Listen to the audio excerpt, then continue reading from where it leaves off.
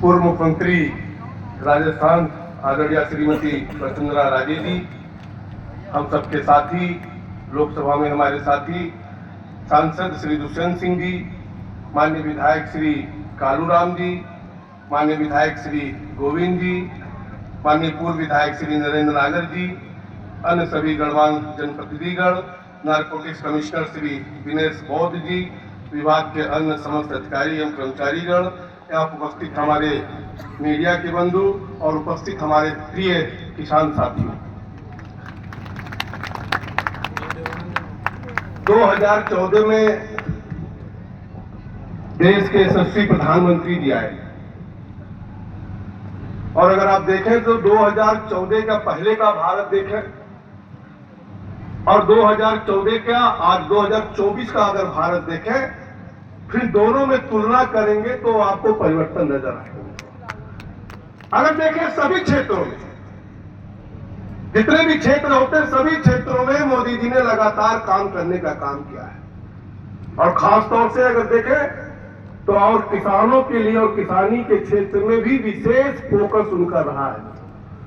और यहां चूंकि हम आए हैं झालवाड़ा लोकसभा क्षेत्र में, यहां के किसानों का दर्द मैं जानता हूं, क्योंकि दुष्यंत जी कोई ऐसा हाउस बाकी नहीं होता था जब स्वयं और यहाँ के किसानों को लेकर के हमारे वहां यहाँ की दिक्कत और समस्याओं को समझाते हैं।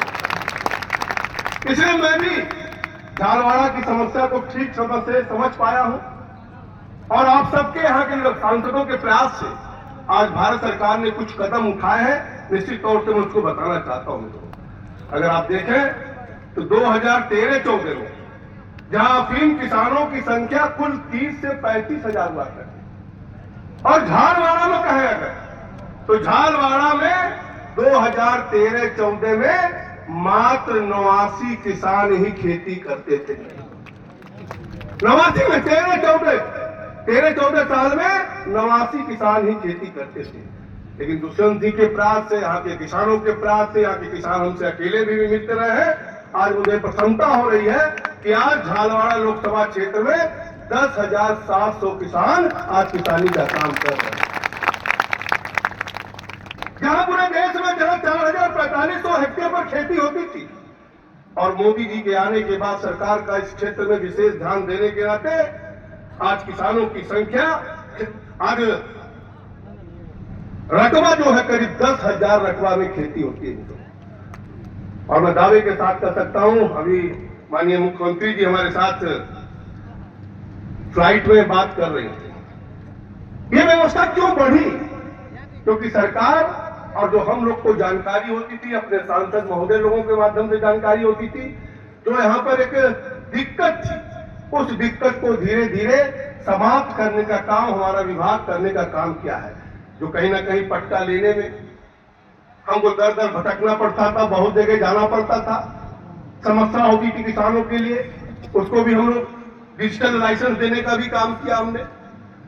लाइसेंस के होने के बाद अगर किसी परिवार में कोई अनहोनी हो जाती, उसके लिए भी उसे दर दर भटकना पड़ता था। लाइसेंस बनाते समय ही हमने नामिनी बनाने का फैसला कर लिया है। हमेशा समस्या होती थी कि मेरे साथ भेदभाव हो रहा है, इनको ज्यादा आरी मिल रहा है, इनको कम आरी मिल रहा है। सरकार ने एक स्टैंडर्ड 10 आरी का बनाया कि सबको 10 आरी का लाइसेंस दिया जाएगा और पारदर्शिता तरीके से जो अफीम की क्वालिटी की जांच के लिए अब हम लोगों ने ऑनलाइन कंटेनर ट्रेनिंग एप्लीकेशन लाया है। क्योंकि लोग जाते थे, निश्चित तौर से कहीं ना कहीं उनके साथ व्यवहार गलत होता था, ये भी शिकायत हम लोग के पास आती थी। आज हमने उसको QR कोड से कोड किया है, जिस प्रकार से इनकम टैक्स में फेसलेस हो गया है। आज वो अफीम जाएगा जांच के लिए, अधिकारी को भी नहीं पता रहेगा, आपको भी नहीं पता रहेगा। QR कोड के माध्यम से जो सही होगा उसको निश्चित तौर से उसको लेना पड़ेगा और कहीं ना कहीं समस्या का समाधान आपके लिए होगा। पहले हम रकबा का भी मैपिंग नहीं होता था, उसमें भी झंझट खड़ा होता था कि हमारा कम हो गया, हमारा ज्यादा हो गया। आज GIS मैपिंग से खेतों का डिजिटलाइज कहीं ना कहीं मैपिंग कराने की व्यवस्था सरकार कर रही है, ताकि किसान को घर पे बैठे, जैसे हमारे उत्तर प्रदेश में गन्ना की खेती में होता है, गन्ना की खेती में GIS मैपिंग होती है और सरकार को और किसान को सबको पता रहता है कि हमारा रकबा कितना है, उसका हिसाब किताब वो कर सकते हैं। हम सब ने ये चिंता किया कि हमारे किसान जो उपज कर रहे हैं, अगर विदेश से पोस्ता आ जाता है तो कहीं ना कहीं उनको उचित मूल्य नहीं मिल पाता है। 2022 से हमारी सरकार ने पोस्ट पे इंपोर्ट करने के लिए प्रतिबंध लगा दिया है। साथियों, जहां तक किसानों की संख्या है, क्योंकि मैं मैडम के साथ भी आ रहा था और हमारे किसानों का विषय भी था, सरकार ने निर्णय लिया है कि हम एक नई फैक्ट्री लगाएंगे और फसल के पूर्व किसानों की संख्या हम बढ़ाएंगे।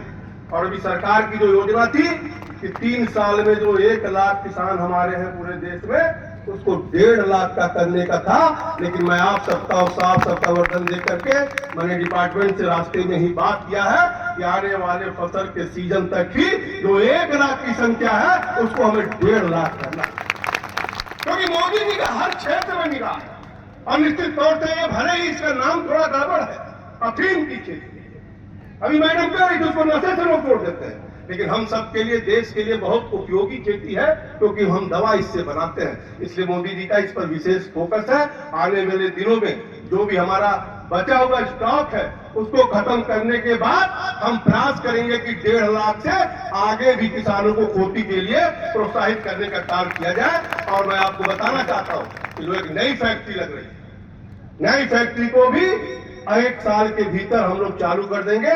चाहे बचा हुआ हमारा अफीम है वो भी खपत होगा, और खपत होने के बाद 1.5 लाख से आगे भी बढ़ाने का काम किसानों का हम करने वाले हैं। मित्रों, अगर देखें तो हमारी सरकार लगातार किसानों के लिए काम कर रही है, किसान भाइयों का हमेशा लगातार काम कर रही है। 2013 में बाली घोषणा पत्र में अगर आप देखें इस देश में क्या क्या हुआ, पहले थोड़ा जानकारी आपको होना चाहिए। 2013 में जब यूपीए की सरकार थी, वाणिज्य मंत्री ने बाली घोषणा पत्र में डब्ल्यूटीओ के मीटिंग में जाकर के घोषणा किया, साइन किया।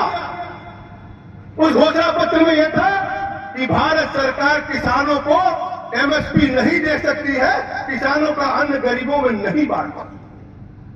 मैं धन्यवाद दूंगा योगी अपने प्रधानमंत्री जी को, नरेंद्र मोदी जी को, और अपने वित्त मंत्री जो उस समय तत्कालीन कॉमर्स मिनिस्टर थी, उन्होंने 2014 में जाकर के नीरोबी में जाकर के जो 2013 का समझौता कांग्रेस गवर्नमेंट ने की थी कि हम न किसानों का अनाज खरीद सकते हैं, न उस अनाज को गरीबों में बांट सकते हैं, उसका जबरदस्त तरीके से विरोध किया और डब्ल्यूटीओ में सहमति बनाई कि हम दुनिया के मानकों को भी ध्यान रखेंगे, लेकिन अपने किसानों को भी सहायता देंगे और हम उनका माल खरीदेंगे भी और गरीबों में बांटने का विकास करेंगे। आप कल्पना करिए, अगर उसका हम विरोध ना करते तो जो आज यहाँ चर्चा चल रही है, देश भर में किसान एमएसपी की मांग कर रहे हैं, वो हम करने के लिए कहीं ना कहीं मजबूर हो जाते हैं, उनका किसान नहीं पाते हैं। ऐसी घटना हुई, किसानों के साथ खिलवाड़ हुआ है, गरीबों के साथ खिलवाड़ हुआ है। अभी 2 दिन पहले अगर आप देखें, 2 दिन पहले ही जो निर्णय लिया गया है कि अगले 5 साल तक दाल और मक्के की एमएसपी की खरीद की गारंटी भारत सरकार ने लेने का काम किया है। 5 सालों तक एमएसपी पे की थी, जो कि कहीं ना कहीं अगर आप देखें तो ज्वार जो पहले 1500 रुपया क्विंटल हुआ करता था 13-14 में, अब जाकर के वो 3180 रुपया क्विंटल हो गया, लगभग दुगना हो गया। वहीं पे बाजरा अगर देखें तो 1250 रुपया क्विंटल हुआ करता था, ये भी दोगुना दाम तय किया गया है, 2500 क्विंटल का बाजरे का भी खेती किया गया है। सरसों जहां 3050 में खरीदारी होती थी, आज 5650, लगभग 2 गुना इसको भी करने का काम भारत सरकार ने करने का काम किया। तूर दाल अरहर जो 4300 था, उसको लगभग 2 गुना 7000 उसका एमएसपी तय करने का काम हमारी सरकार ने किया। गन्ना, गेहूं, धान इत्यादि मूल्य में लगभग 2013-14 का अगर एमएसपी का दाम उठाकर देखेंगे तो 23-24 में लगभग 1.5 गुना से ज्यादा बढ़ोतरी करने का काम हमारी सरकार ने किया है, क्योंकि प्रधानमंत्री जी का जो घोषणा है कि हम किसानों का आय हमें दुगना करना है, वो सारा काम करने का काम हमारी सरकार कर रही है। तो अगर देखें तो 2013-14 के पहले तिलहन और दलहन की खरीदारी ही नहीं होती। 13-14 के पहले तिलहन और दलहन की खरीदारी नहीं होती थी, और इसके नाते कहीं ना कहीं किसान उसका खेती करना कम कर दिया था। आज भारत किसानों का देश होने के बावजूद भी तिलहन और दलहन हमें इंपोर्ट करना पड़ता है, लेकिन भारत सरकार ने उनको प्रोत्साहित किया। अभी पिछले साल ही 11,000 करोड़ का पैकेज दिया था कि तिलहन तिलहन का बीज लोगों के बीच में डालने का काम किया था। उसका नतीजा रहा कि पिछले 10 साल में 1.25 लाख करोड़ की खरीदारी भारत सरकार ने सरकारी समितियों से तिलहन और दलहन का करने का काम किया।